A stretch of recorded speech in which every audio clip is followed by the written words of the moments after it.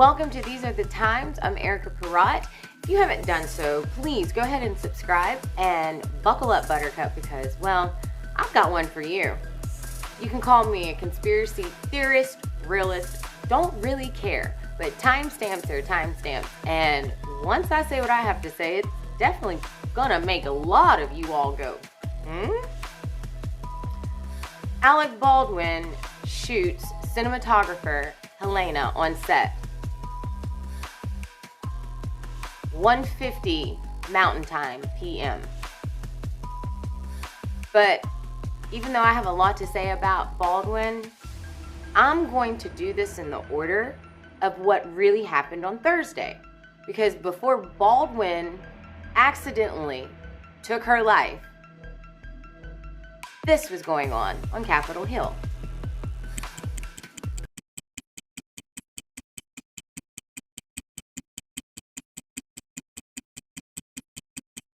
Concerns us that your actions may have been motivated by your family's financial stake in this issue.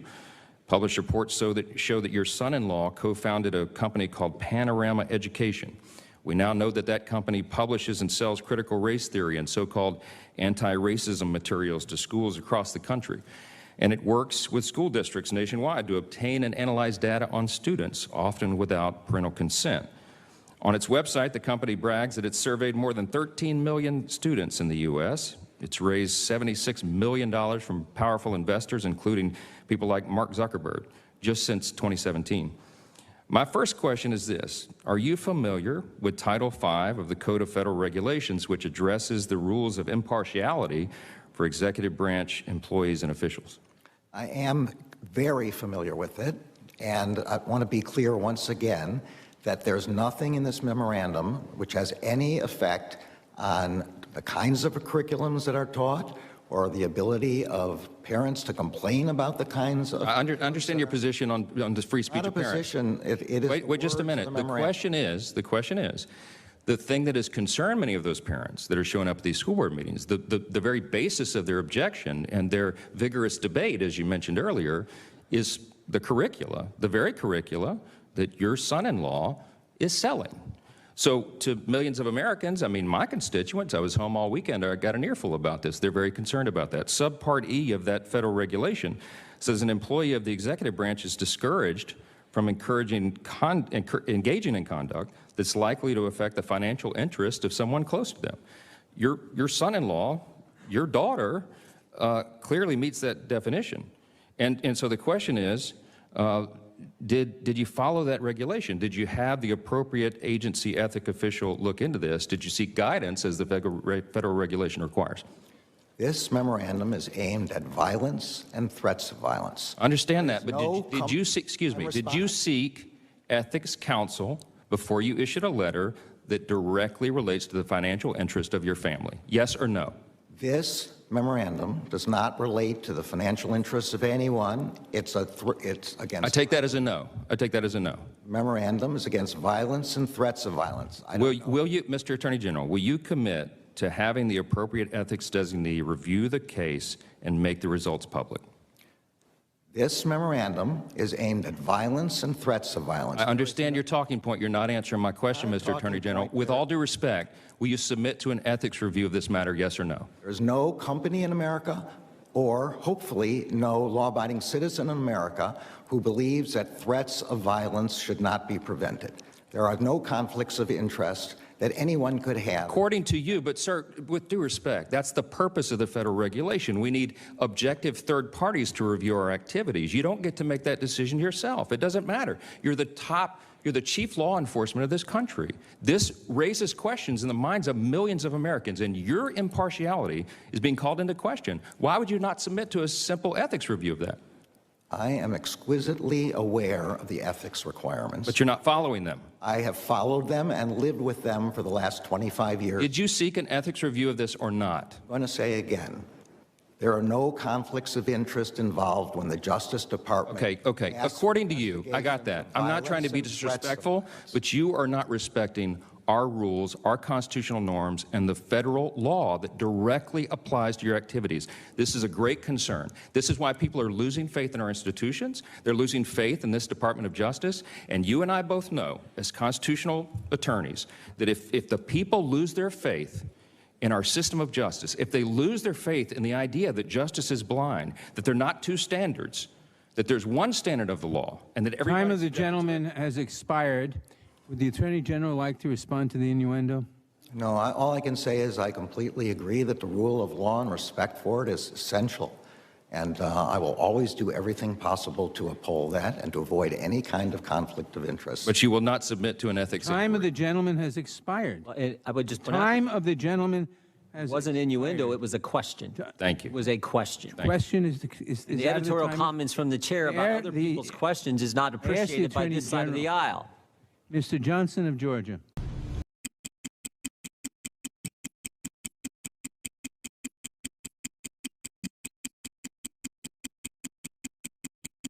A deadly tragedy on a film set rocking Hollywood tonight. Actor Alec Baldwin says his heart is broken after he killed a cinematographer and wounded a director with a prop gun while filming a Western in the deserts of New Mexico. An investigation now underway, and the district attorney says it's too early to tell if any charges will be filed against anyone. The Union for Prop Handlers says somehow there was a real bullet in Baldwin's prop gun when it was fired. Investigators have not confirmed that yet. The shooting killed the movie's head cinematographer, Helena Hutchins. Director Joel Souza has since been released from the hospital.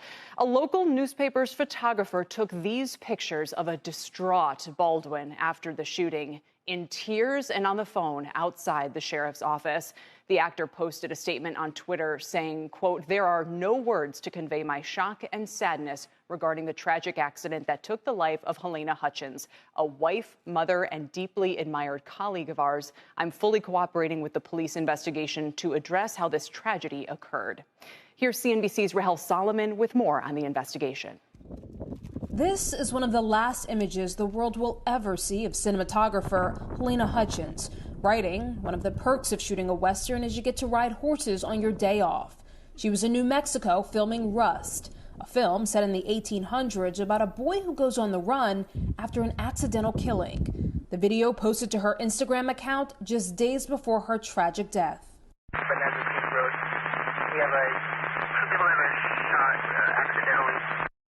Hutchins, seen beside Baldwin in this photo on set, posted to her Instagram.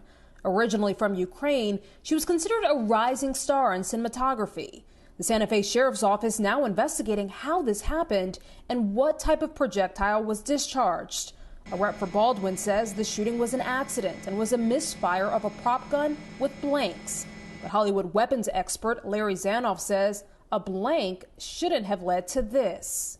The questions that I would always ask is, were the safety guidelines of our industry followed? Blanks are not designed to do what the final outcome of this was. We need to investigate and find out what went wrong. Her death drawing comparisons to others who died after being accidentally shot during filming. Most famously, actor Brandon Lee in 1993 while filming The Crow. The sister of Lee tweeting today, "Our hearts go out to the family of Helena Hutchins and to Joel Souza and all involved in the incident on Rust. No one should ever be killed by a gun on a film set, period." Baldwin tweeting, "My heart is broken for her husband, their son, and all who knew and loved Helena."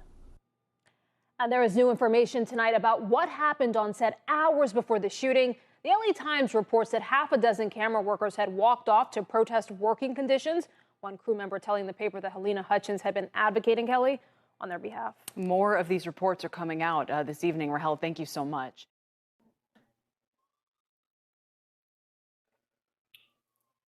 Erica, why do you call it a distraction?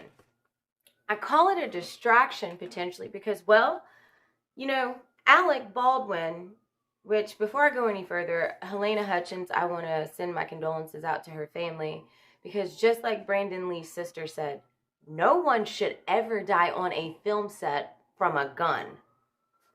Workplace negligence every day. But I call this a distraction because that happened at 1:50 p.m. in Santa Fe, New Mexico. Mountain Time. So that means at around 3:50 p.m. Eastern Time, everybody was starting to report and catch wind of what was going on Capitol Hill. Or not going on, what had happened. Yet, none of the media outlets, major ones, were covering it. Even to this day, you have to dig and search to find a major news source that has even reported on what happened with A.G. Garland on Capitol Hill. Which, by the way, Garland, you should call Dr. Fauci. You could take some notes on how to testify and lie correctly and look better at it. Fauci, he did it. He had the people snowed. He had people, all kinds of snowed. Y'all need to team up. I thought y'all were batting for the same team. He didn't give you pointers. But anyways, I call Baldwin a distraction because, well, you know, Hollywood, they're expendable. You guys have put them on a pedestal because that's what they need you all to feel that they are, is that they're superior. But they're really not. They're only in Hollywood because of their name. If you don't believe me, trace his bloodline. He's a Rothschild. So, distraction, unnecessary, negligent actions, a movie that had low budget, people who were working on the set had been lied to, and at 6:30 that morning, Mountain Time, showed up to pack their gear up and roll out. Yet they brought in another crew. So, I mean, for me, here's my problem and my major question. Why was there a live round on the set? First and foremost. Secondly, who are we going to hold responsible for Helena's death? Because it can't be the gun. It's an inanimate object. So it's either the assistant director's fault who handed him the gun, Alec Baldwin's fault, who, well, in all of his years of always having something to say about cops and gun control and all this and that, still himself doesn't know how to properly use a gun, because if you're unholstering it, how do you accidentally fire it? Your finger should have never been on the trigger. This is always your safety. You, Alec Baldwin, would do some good to hang out with some people who actually have a little bit of gun history and gun training. It amazes me, the hypocrisy in Hollywood. They'll sit there and try to help bite at our rights at the Second Amendment, but then go display these movies just guns a-blazing. If you really hate something that much, there shouldn't be any amount of money in the world that you would take to portray something. So, prop gun, cold. You know, cold is movie lingo. Okay. How did a live round get on the set? And furthermore, how come Hannah Reid, the armorer, is nowhere near for questions or comments? Because she's in charge of those things. You already had people leaving. Helena already had been an advocate for better working conditions. So for all of you all that were ready to jump on the train of gun control, this is a negligent workplace issue. So get off of it. This ain't the one that you can ride the pony to the sky.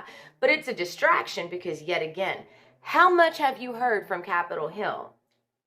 You haven't. You gotta search high, you gotta search low. Trust me, I've been searching all day, all night for it.